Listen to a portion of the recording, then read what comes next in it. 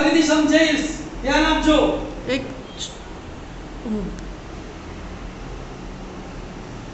આજે આપણે simple future tense વિશે ભણીશું, એટલે કે સાદા ભવિષ્યકાળ વિશે ભણીશું. પહેલો પ્રશ્ન છે કે સાદા ભવિષ્યકાળ ક્યારે વપરાય છે? તો કે જો વાક્ય ભવિષ્યની ક્રિયાઓ દર્શાવતું હોય તો આવી ભવિષ્યની ક્રિયાઓ દર્શાવવા માટે સાદો ભવિષ્યકાળ વપરાય છે.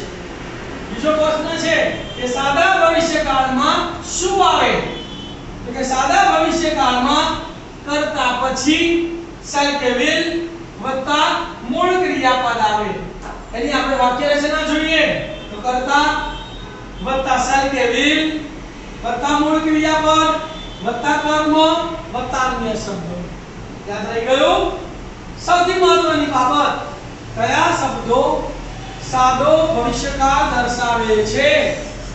તો જો વાક્યમાં tomorrow એટલે આવતીકાલે, next એટલે આવતા, following એટલે પણ પછીના વગેરે શબ્દો આવે, અથવા if અને unless ની વાક્ય રચના સાદો ભવિષ્યકાળ દર્શાવે છે. કયા શબ્દો ભાઈ? tomorrow, next, following વગેરે શબ્દો આવે, અથવા if અને unless ની વાક્ય રચના આપેલી હોય તો તે સાદો ભવિષ્યકાળ દર્શાવે. સાદા ભવિષ્યકાળના થોડા ઉદાહરણોનો અભ્યાસ કરીએ. પહેલું ઉદાહરણ, આઈ ખાલી જગ્યા લાલ દરવાજા tomorrow. તો ચાવી કઈ છે? tomorrow. tomorrow એટલે ભવિષ્યકાળ. કોણ જશે? હું. આઈ એ કરતા છે તો આઈ સાથે શું આવે? shall વત્તા મૂળ ક્રિયાપદ. તો આઈ shall visit. તો જવાબ શું થશે? બોલો.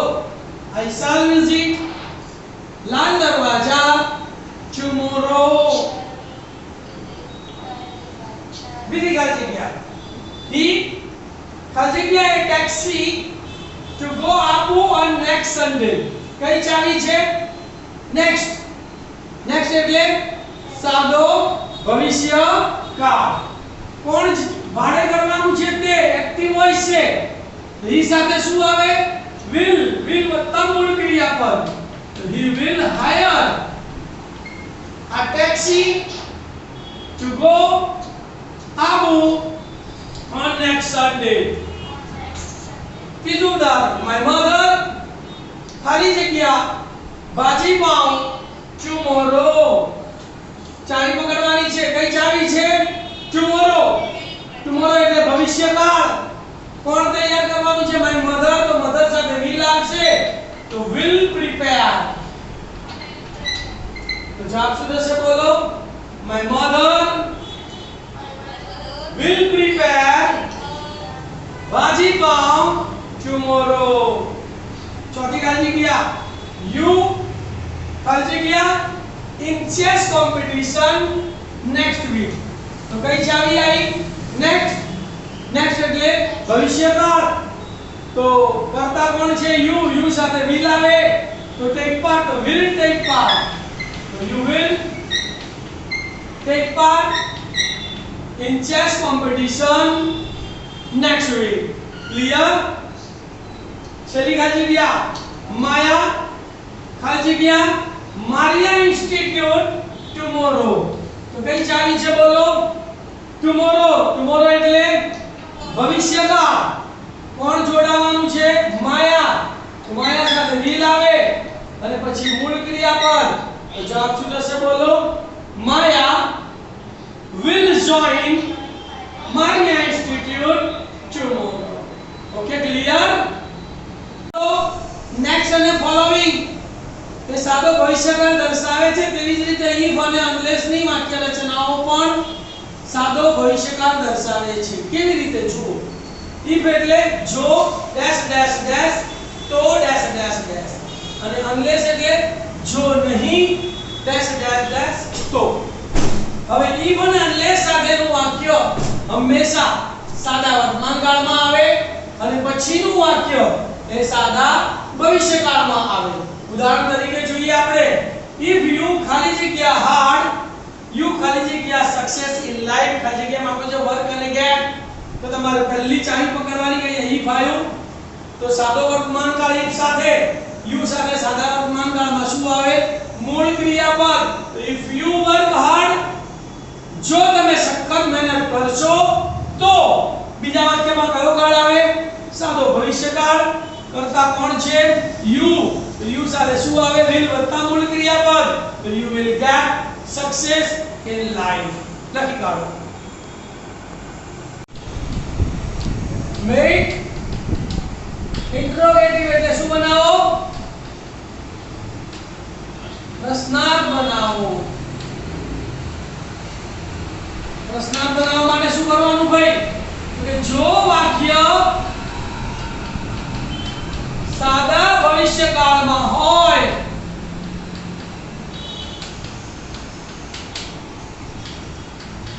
તો તેને પ્રશ્નાર્થ બનાવવા માટે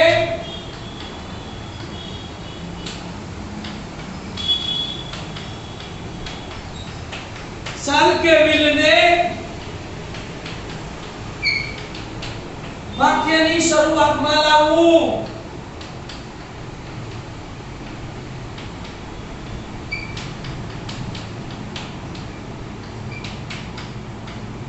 અને છેલ્લે પ્રશ્નાર્થ ચિહ્ન મૂકવું તથા I નું you નું I my નું your નું my me નું you અને you નું me કરવું short affirmative answer short affirmative answer मतलब હકારમાં ટૂંકમાં જવાબ શું આવશે બોલો પહેલા યસ પછી અલ્પવિરામ કોમા વત્તા સર્વનામ વત્તા સેલ કે will એવી જ રીતે શોર્ટ નેગેટિવ આન્સર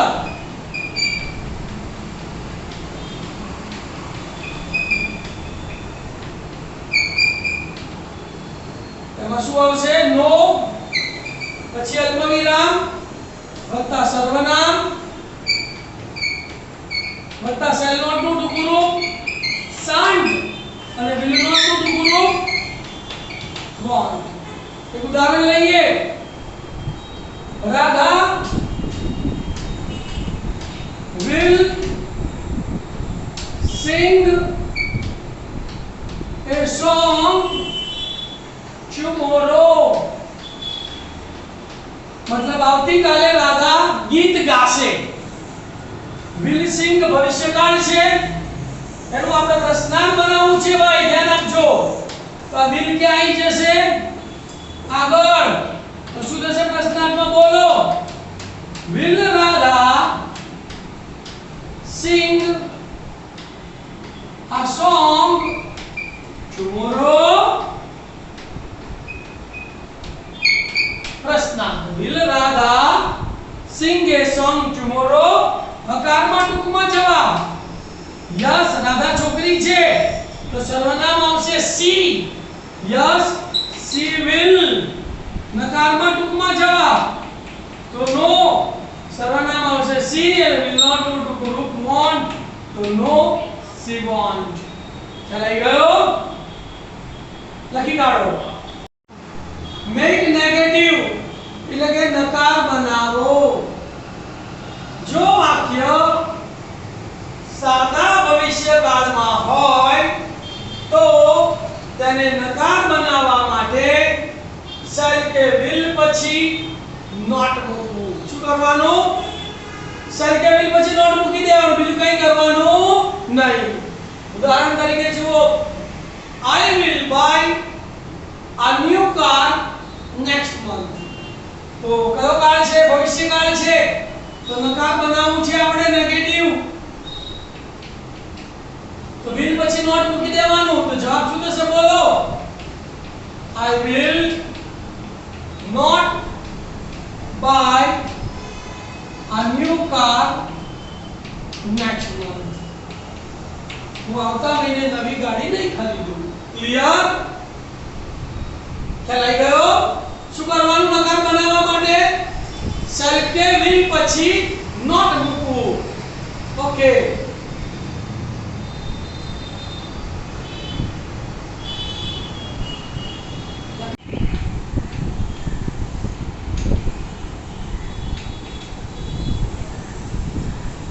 જ્યારે આપણે ભવિષ્યની ક્રિયામાં ઈરાદો દર્શાવવો હોય ભાઈ, જ્યારે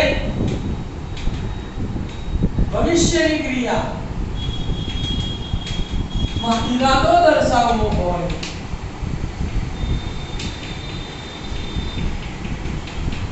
અથવા ભાર દર્શાવવો હોય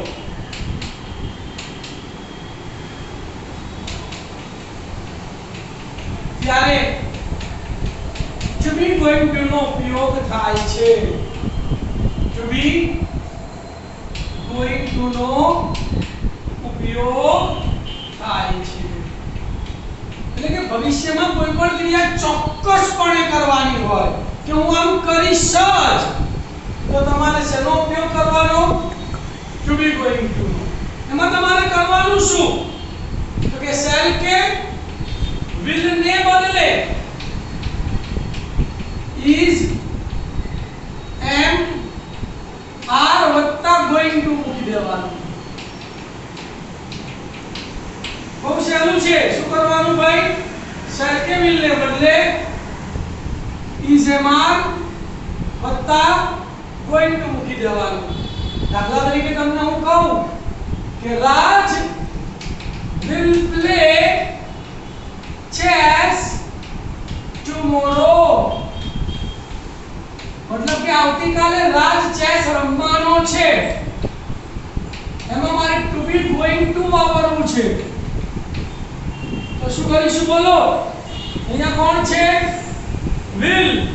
તો will ને બદલે આપણે શું લખવાનું?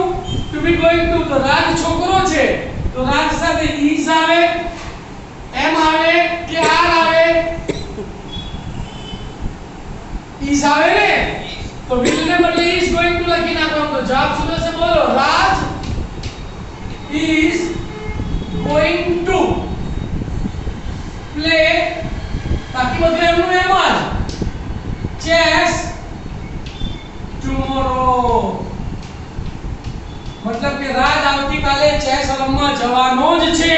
ઈરાદો દર્શાવે છે. એક બીજું ઉદાહરણ આપું ભાઈ. you will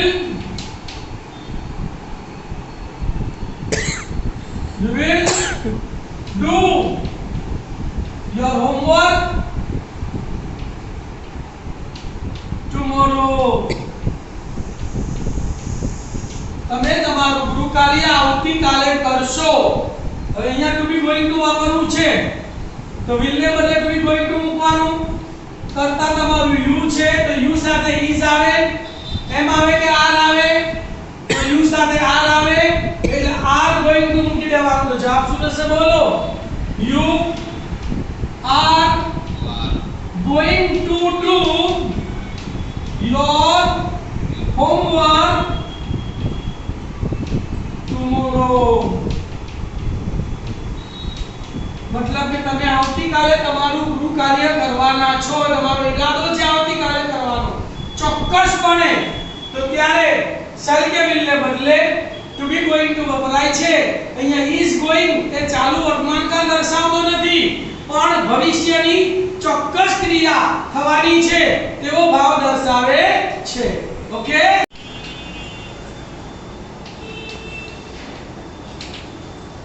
શું કરવાનું? પહેલું તો હું, તો નામને બદલે હું મૂકવું અને છેલ્લે પ્રશ્નાર્થ. બીજી વાક્ય રચના what, where, why, when, how અને whom. પછી તરત જ કાં તો shall આવે, કાં તો will અને વત્તા જવાબ સિવાયનું લાઇનસર અને છેલ્લે પ્રશ્નાર્થ. ચિહ્ન. ત્રીજી વાક્ય રચના હાઉ મેની હાઉ મચ.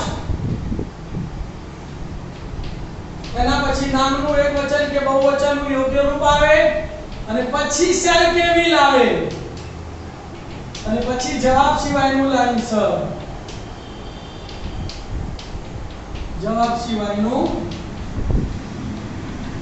અને છેલ્લે પ્રશ્નાર્થ. તથા ત્રણમાં આઈ આપ્યું હોય તો આઈ નું યુ કરવાનું, મી આપ્યું હોય તો મી નું પણ યુ કરવાનું અને યુ નું મી કરવાનું અને માય આપ્યું હોય તો માય નું યોર અને યોર નું માય કરવાનું.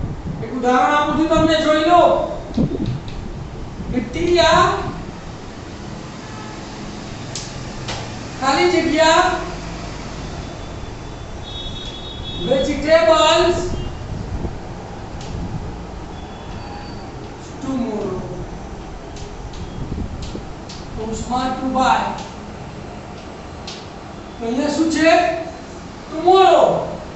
tomorrow એટલે ભવિષ્યકાળ. કોણ ખરીદશે? ટીયા. તો ટીયા સાથે will આવે તો ટીયા will buy vegetables tomorrow. ચલો આનો નકાર બનાવીએ આપણે. તો will પછી not આવી જશે તો જવાબ શું થશે બોલો? ટીયા will not buy vegetables tomorrow. પ્રશ્નાર્થ બનાવીએ આપણે. તો will ક્યાં આવી જશે? વાક્યની શરૂઆતમાં. તો કે will ટીયા buy vegetables tomorrow? question mark. શું ટીયા આવતીકાલે શાકભાજી ખરીદશે? હકારમાં ટૂંકમાં જવાબ યા. she will. હા ખરીદશે. નકારમાં ટૂંકમાં જવાબ નો. she won't. ના તે નહીં ખરીદે. કોણ શાકભાજી ખરીદશે? તો ટીયાની જગ્યાએ who આવશે.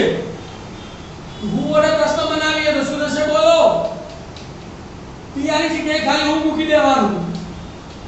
who will buy vegetables tomorrow? question mark. બરાબર. શું ખરીદશે ભાઈ?